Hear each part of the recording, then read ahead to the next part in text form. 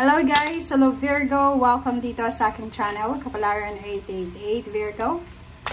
Alamin natin kung anong messages, vibration, gabay energy para sa lahat ng Virgo. This is general reading. Pwede kang makaresonate. Gamitin mo ang iyong intuition sa panunood, Virgo. Okay. Ang first card mo dito is 8 of Diamonds, people. Virgo, sinasabi ng baraha mo dito na yung paparating sa'yo, okay, anong mangyayari sa'yo? Yung paparating sa'yo ay posibleng makakatagpo ka ng mga bago and mga supporting na connection. So, ibig sabihin, if you're looking for a job, yung taong eto na matatagpuan mo or taong makakasalamuha mo or makikita mo or papasok sa buhay mo, ay tutulungan ka na makapasok sa trabaho if you're looking for a job. If you're looking for success, ganun din. So, 8 of Diamonds is all about money. So, posible na may mga tao na mga bagong kakilala. New connection kasi to new connection.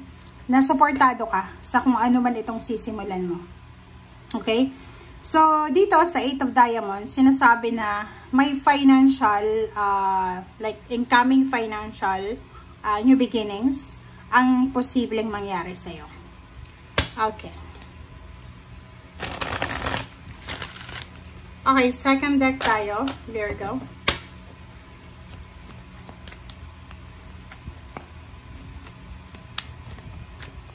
Okay, so, sa second deck mo, it's 3 of Pentacles to. So, same din, dito sinasabi sa'yo na it's recognition, awards, rewards, or pwedeng job well done, congratulatory, appreciation.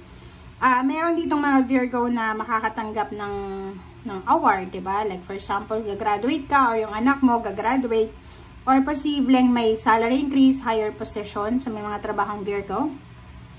And pwede din dito na yung collaboration and partnership. Pwedeng merong collaboration and partnership na magsisimula, or kung ano man tong partnership na meron ka sa ngayon ay posibleng mag-end ito sa recognition and reward.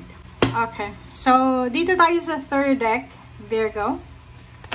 Ano ba ang i-confirm sa'yo ng third deck na to? So I hope na makuha mo talaga yung messages na hinahanap mo sa ngayon. Okay. Sobrang dulas ng cards mo. Okay, Virgo. First card, second card. So, dito sa first card and second card, nagsasabi sa'yo dito na merong transformation na posibleng darating sa'yo, Virgo. Yung unang transformation dito na posibleng mangyari is yung marami kang minamanifest sa buhay mo na hindi nangyayari. 'Di ba? Yung parang, yung feeling mo na helpless and hopeless ka na, ganun na lang. 'Di ba? Yung parang feeling mo, lahat ng gusto mo hindi nangyayari. And sinasabi ng baraha sa'yo dito na yung mga pinagdadaanan mo sa ngayon or pinagdaanan mo na sa past ay kailangan mo nang i-let go. Kasi bibigyan ka ng universe ng recovery. Bibigyan ka niya ng milagro, ng miracle, ng new beginnings. And ngayon, Virgo, meron sa inyo na iba lang yung iba, pero yung iba hindi naman makaresonate dito. Yung iba dito na makaka-resonate na lalo yung Virgo na maraming pinagdaanan na paghihirap, like emotion or money for the past few years, may intindihan nyo ngayon kung bakit nangyari yun. Diba? Yung parang, bakit kaya nawalan siya ng trabaho, bakit nawalan ng connection, ng relationship, ng tulong or anything. Ngayon niya mararamdaman, ngayon niya maiintindihan kung bakit. Okay? So, everything happens for a reason. Sinasabi dyan ng baraha sa'yo, Virgo, na lahat ng nangyayari sa buhay ng tao may rason, may dahilan.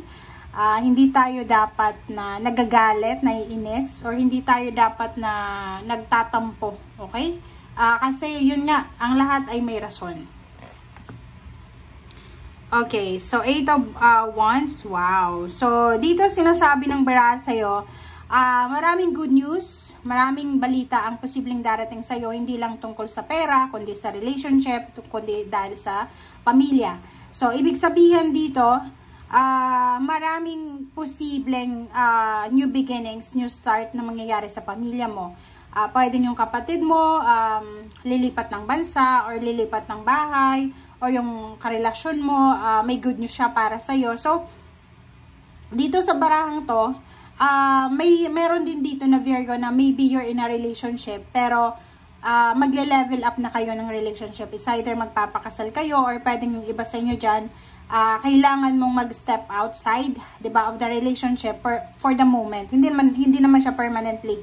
Yung parang aalis ka, magkikipaghiwalay ka dahil sa trabaho. Kailangan yung like long distance relationship, or kung ano man to na kailangan na gawin. Okay? Okay. Next card natin is Seven of Cups. Choices and options. Decision. Dito sinasabi, Virgo, ng barahan na kailangan mong maging matalino. Kailangan mong mag-isip ng maayos. Kailangan mong tansyahin ba? Yung balansehin ba? Yung mga options and choices natin. Lalo na sa pagdedesisyon natin in terms of money and relationship. So, ang ibig sabihin yan, huwag masyadong mainitin ng ulo. Huwag masyadong impatient. Kasi, pwedeng may iba ditong Virgo na mabilis silang gumawa ng desisyon is because of impulse, di ba? Yung parang na-stress ka lang, na-boring ka lang, parang ganon. Like for example, nasa bahay ka lang tapos wala kang ginagawa. May isipan mo mag-window shopping or pwedeng mag-online shopping kahit wala kang budget, parang ganon. Okay? The World card, and then Knight of Swords. So, sinasabi sa'yo dito, Virgo, na if you are single or in a relationship, or ito yung Virgo na willing talaga na isugal ang kanilang future. Sinasabi ng baraha sa'yo dito na bibigyan ka ng pagkakataon ng universe para, kumbaga, makapagsimula ng bagong buhay sa bagong lugar. Ang pinaka-specific dito, since mayroong the World, is yung, pagtatrabaho sa ibang bansa. Siguro maraming beses mo to na pinag-isipan, plinano, pinag-aralan, and ngayon, sinasabi ng baraha sa'yo na nakapag-isip ka na talaga, na parang, yung the World card is parang, nabuo na, 'di ba? Nakabuo ka na ng pangarap, nakabuo ka na ng desisyon, and gagawin mo na talaga siya as soon as possible. Oh, sorry.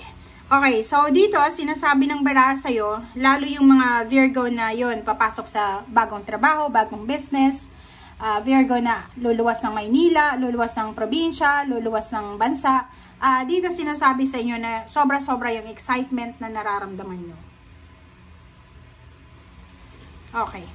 Next card natin, 'di ba? So, nandito yung King of Cups, and then Ten of Swords. Sinasabi ng baraha sa'yo, Virgo, na lahat ng mga the tower na pinagdaanan nyo for several years or for several months, ay posibleng makaka-recover kayo. So, ganun talagang buhay. Kaya nga, halimbawa sa ngayon habang nanonood ka, if ever meron kang mga issue, financial, emotional, just let it go. Okay? Let it go. Sumunod ka lang sa flow ng buhay. Sayawin mo kung ano yung tugtog ng tadhana sa ngayon. Okay? Iwasan mong maging aggressive. Okay, huwag tayong masyadong maging aggressive sa mga options and choices natin. And yung Ten of Swords dito, yung mga Virgo na to na dumaan sa tower moment, dumaan sa pagsubok, sa hirap, sa pain and heartaches, or sa kung ano man na pinaghirapan talaga nila, sinasabi ng baraha sa'yo dito na kumalma ka lang. Okay, kalmahin mo ang sarili mo, and mag-focus ka sa kung ano yung priority mo. So, dito sa baraha mo, yung last 3 cards mo, nagsasabi dito sa iyo, Virgo, na para hindi ka maguluhan sa araw-araw mong ginagawa, make sure na meron tayong priority sa buhay. Isa lang, okay? Huwag nating masyadong pressurein yung sarili natin. Yung mga bagong graduate yan na Virgo, yung mga bago lang na panganak na Virgo, bagong, 'di ba, naghilang sila, 'di ba, yung parang gumaling lang sa sakit. Huwag mong i-pressure yung sarili mo, okay? Dito sinasabi ng baraha, mag-focus ka sa pamilya mo. Mag-focus ka sa love life mo, or hindi natin pwedeng sabihin na love life kasi parents din pwede, 'di ba? So emotion. So mag-focus ka sa emotion, sa feelings mo. Ay yung Ten of Cups dito, sinasabi ng baraha sa iyo, Virgo, na isang emotional wishes kasi marami siya, isang emotional wishes ang posibleng ibigay sa'yo ng universe. Ang emotional wishes na to, ay hindi lang ito makakabuti sa'yo, kundi sa lahat. Especially kung below 40 years old or 30 years old na Virgo to, yung mga mangyayari sa buhay mo sa mga susunod na 10 months or maybe 10 years, hindi lang ikaw yung magbe-benefit dito. Buong pamilya, buong community, or sabihin na natin na buong angkan mo. Okay?